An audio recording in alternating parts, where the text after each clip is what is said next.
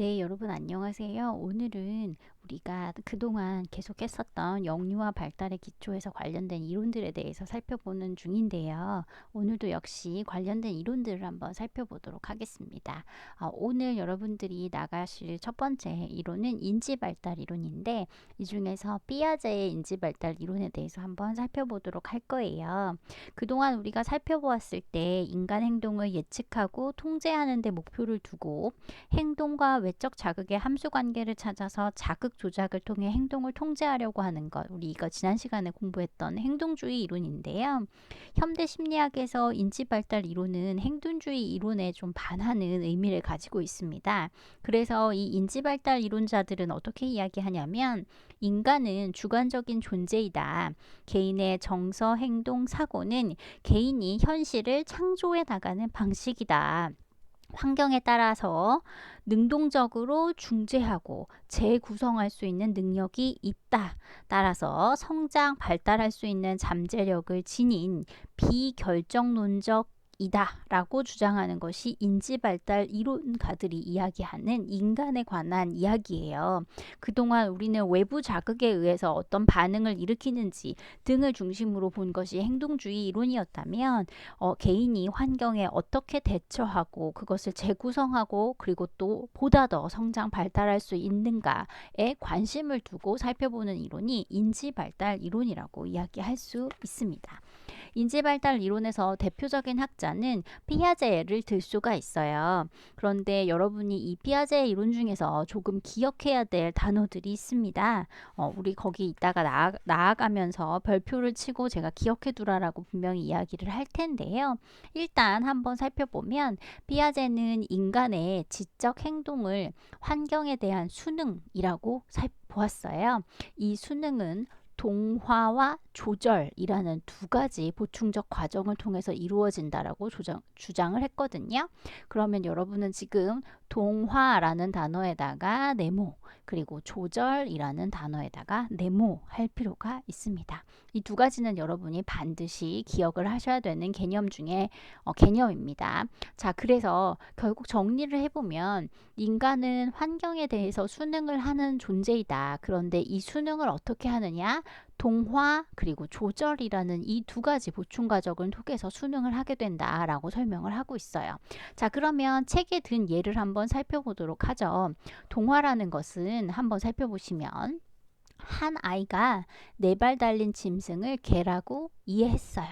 그러면 그 다음에 4발 달린 동물들을 봤을 때 이 아이는 저것도 개구나 라고 생각을 하게 된다라는 거죠. 이게 바로 동화예요. 동일하게 만들어서 생각한다라는 거죠. 그죠? 자, 그런데 그 다음에 4발 달리긴 달렸는데 뿔이 있는 아이가 있는 거예요. 그래서 걔는 아이는 얘는 개가 아니구나. 4발이 달린 건 똑같은데 뿔이 있어. 그럼 뿔이 달린 건 사슴이구나 라는 사실을 알게 돼요. 그래서 아이가 생각을 어떻게 바꾸냐라고 하면 4발이 원래 달렸다면 개다 이렇게 생각했었는데 4발로 다니더라도 뿔이 있다는 건 사슴이다 라고 아이가 자기의 기존 생각을 바꿔서 이해의 틀을 변화시키는 것을 우리가 조절이라고 이야기를 하고 있는 거죠. 이런 동화와 조절 이런 과정을 통해서 생각이 보다 체계화가 되죠. 그리고 인간이 행동에 의미를 주게 되는 지능의 여러 측면을 구조화라고 우리가 부르는데 이 구조라고 부르는데 구조는 처음 도식으로 구성되었다가 후에는 점점점 더 복잡한 체계화된 조직을 이룬다라고 설명을 하고 있죠. 자, 동화와 조절 이것을 통해서 개념에 대해서 체계화가 이루어진다라고 이야기를 하고 지능에서도 여러 측면에서 구조가 된다라고 이야기를 하고 있죠. 그래서 처음에 도식이라는 것이 생겼다가 그 후에 점점 더 복잡한 체계화된 조직으로 이루어진다라고 이야기를 하고 있습니다. 자, 그래서 한번 살펴보면 피아제 인지발달 이론을 우리가 그냥 기본적으로 한번 살펴본다면 이 도식, 동화, 조절 이런 단어들에 대해서 좀 알아볼 필요가 있는데요. 살펴보시면 동화와 조절을 통해서 적응 그리고 평형을 일으키는 거죠. 그리고 이 과정에서 지능에도 다양한 발달 단계가 있다라고 주장을 하고 있네요. 자, 그러면 한번 세부적으로 살펴보도록 하겠습니다. 우리가 도식이라는 말 한번 들어봤는데 이 도식이라는 것은 지적 발달의 원동력이 경험을 이해하려는 끝없는 노력이다 라고 이야기를 하고 있는 거죠. 그래서 아동은 적극적으로 사고를 하는 그 대상자라는 거예요. 세상에 대해 한층 진보한 이해를 구성하고자 아동은 끊임없이 시도한다는 거죠. 이게 뭐지? 이게 뭐지? 라고 하면서 계속 생각하는 그런 주체적인 인간이다. 아동이 이렇게 이야기를 하고 이 목표를 달성하기 위해서 성숙하는 두뇌가 형성하는 개념을 도식이다 라고 이야기를 하고 있죠. 그러니까 무엇은 무엇이다 라고 개념을 만드는 것, 이것을 도식이라고 이야기를 하고 있는 거예요.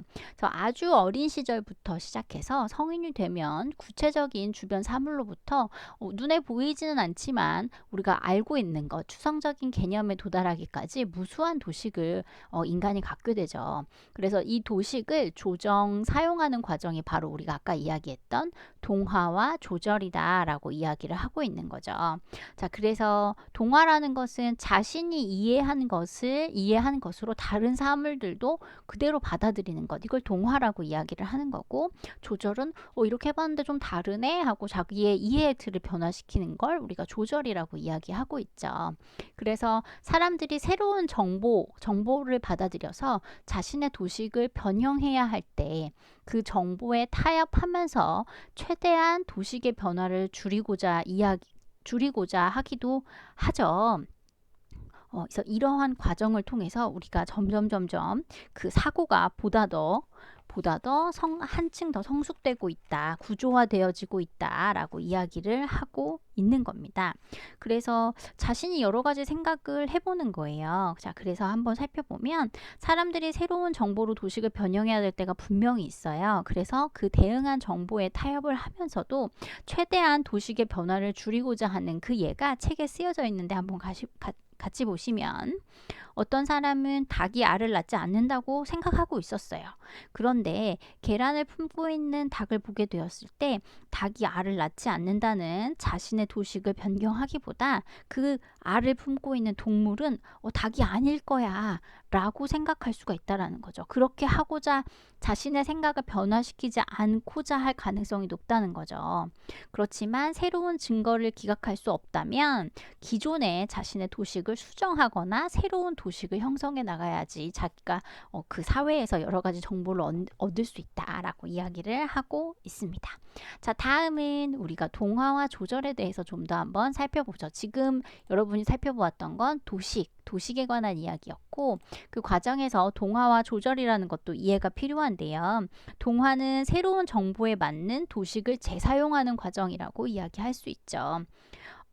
그 다음 조정은 변화를 의미하는데 한번 살펴보시면 조정과 동화의 개념은 균형적이에요. 그래서 균형을 도식이 보고 해석한 것에 대해서 적절한 응답을 내리게 하는 그 인식의 상태를 우리가 이야기하고 있습니다. 자, 그래서 동화를 다시 이야기하면 새로운 정보에 맞는 도식을 재사용하는 것, 조절은 새로운 환경에 적합한 새로운 도식을 구성하거나 이전 도식을 조절하는 것을 이야기하고 있는 거죠. 그래서 변화를 의미하는 것으로 여러분이 생각하시면 훨씬 더 이해하기가 쉬울 것 같아요. 그래서 기존 도식에 제한을 가하는 것으로 생각할 수도 있고, 동화, 그러니까 얘도 개고 쟤도 개야 라고 이렇게 생각하고 싶은데 그것이 실패했을 때 이 조절이라는 것이 발생하게 된다라고 이야기하죠. 그래서 사람들은 일상적으로 도식을 사용하게 되어 있어요. 그래서 그 정보에 대한 동화와 조절이라는 것이 자연스럽게 발생하게 된다라고 이야기를 하고 있네요. 자, 다음은 평형화에 대해서 한번 살펴보도록 하겠습니다.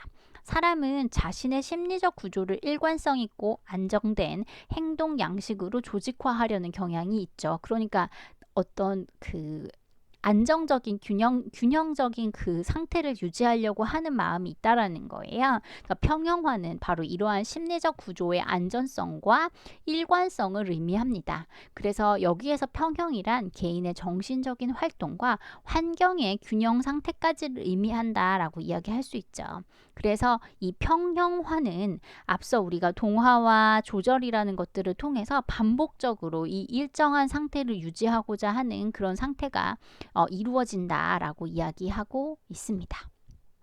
자, 그러면 여러분이 지금 조금 표시해 놓고 이해해야 될 단어가 도식, 그 다음 동화, 조절, 평형화. 각각 이것이 무엇을 의미하는가 정도는 여러분이 들었을 때, 아, 저건 도식, 저건 동화, 저건 조절, 이렇게 개념을 이해하는 정도까지만 정리해 놓으시면 좋을 것 같습니다. 자, 다음은 피아제의 인지발달 이론 그 중에서 인지발달 단계로 한번 넘어가 보겠습니다. 자, 피아제는 뭐라고 이야기했냐면요. 아이에게는 선천적으로 정해진 사고력 발달의 시간표가 있다 라고 이야기했어요. 그런 이것을 우리가 유전인식론이라고 하는데, 이것을 주장하면서 발달적이고 생물학적 근거를 기본으로 발달 과정의 4단계를 피아제가 주장했다라고 이야기하고 있는 거죠. 자, 그래서 감각운동기, 전조작기, 구체적 조작기, 형식적 조작기 정도로 구성이 되어 있습니다. 이 네 가지로 구성이 되어 있는데요. 방금 우리가 개념을 이해한 거와 마찬가지로 각 단계의 순서 당연히 여러분이 좀 이해하고 있어야 되고, 각 그 순서와 더불어서 그 단계에서 어떠한 특징을 갖고 있는지에 대한 정리가 필요하겠죠. 자, 그러면 우리 첫 번째 단계 감각 운동기부터 한번 넘어가 보도록 하겠습니다. 자, 감각 운동기는 주로 자신이 타고난 신체적인 반사 능력을 터득하고 그 능력을 사용하거나 확대해서 유쾌하거나 재미있는 활동을 하는데 관심을 갖는 시기, 이것을 감각 운동기라고 이야기하고 있어요. 태어난 후에 2년 동안이 바로 이 시기에 해당된다라고 이야기하면서 아이는 자신을 별개의 육체적인 존재로 이제 처음 인식하고, 그 다음 주위의 물체에도 역시 별개의 영속적인 존재라는 사실을 아이가 깨달아가는 단계를 우리가 감각 운동기다라고 이야기하고 있어요. 여러분 교과서 페이지 80페이지 보시면 감각 운동기의 세부 단계별 특성에 대해서 표로 정리가 되어 있습니다. 그래서 반사작용하고 순환반응, 그리고 도식의 협양, 3차 순환반응, 사고의 시작, 이렇게 되어 있는 이 세부 단계별 특성에 대해서도 여러분이 반드시 읽어 놓으실 필요는 있습니다.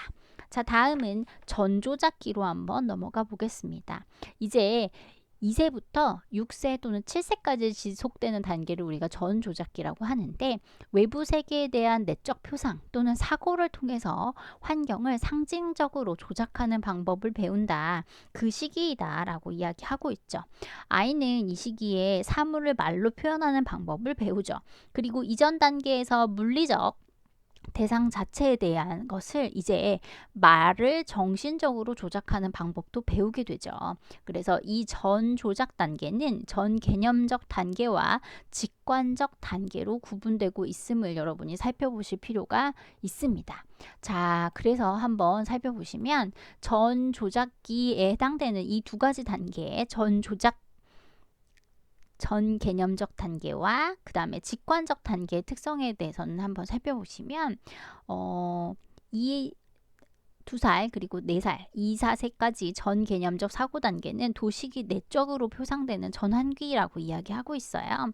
상징적으로 사물을 조작할 수 있고 그 표상할 수 있는 기술을 획득하게 되는 시기가 바로 이 전 개념적 단계라고 이야기하고 있죠. 그래서 마음속으로 사물의 이미지를 아이가 만들 수 있는 거예요. 그래서 그것을 따라하고 그 다음에 상징화하고 상징놀이를 하고 언어 기술 등이 이 전 개념적 단계에서 얻어진다라고 이야기하고 있죠. 직관적 단계에는 5 내지 7세 좀 더 사고가 연령이 올라가고 사고가 보다 더 좀 단계가 있어지는 거죠. 그래서 여러 사물과 사건을 표상하기 위해서 많은 개념을 형성한대요. 그렇지만 여전히 아직 불완전하고 부분적 논리를 통해서 추론을 하는 그러한 한계는 가지고 있습니다. 그래서 전 조작기가 이야기하고 있는 전 개념적 단계와 직관적 단계로 구성이 된다라고 하는 것까지 살펴보실 필요가 있고요.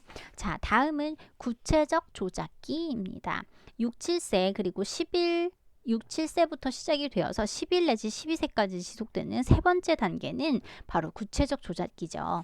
이 시기에 아이의 사고 과정에서 무엇이 나타나느냐, 여기에다가 동그라미 하나 칩시다. 논리가 이제 시작된다라고 이야기하고 있죠. 그러니까 이 전까지는 아이가 논리적에서는 굉장히 부족한 부분이 많았다는 거죠. 그러니까 논리적인 부분이 없었던 부분이 이제 이 구체적 조작기에서 논리라는 것을 가지고 들어온다라고 이야기하고 있어요. 그래서 이 논리를 나타나기 시작하고 사물에 대해서 유사점 그리고 차이점 이런 것들에 따라서 분류가 가능한 시기가 바로 이 구체적 조작기다라고 이야기할 수 있어요. 그래서 보존, 가역성, 연속성, 분류 같은 기본적인 논리 체계가 획득되는 시기가 바로 이 구체적 조작기다라고 이야기하고 있어요. 자, 보존이라는 것을 한번 살펴보시면 여러분, 형태와 위치가 변화돼요. 그런데 물질의 양은 같게 유지된다라는 것을 이제 알게 된다라는 것, 그것이 보존이라는 거죠. 그 다음에 가역성, 시작한 곳까지 합리적으로 거슬러 올라갈 수 있는 그 능력을 바로 가역성이라고 이야기하고 있고요.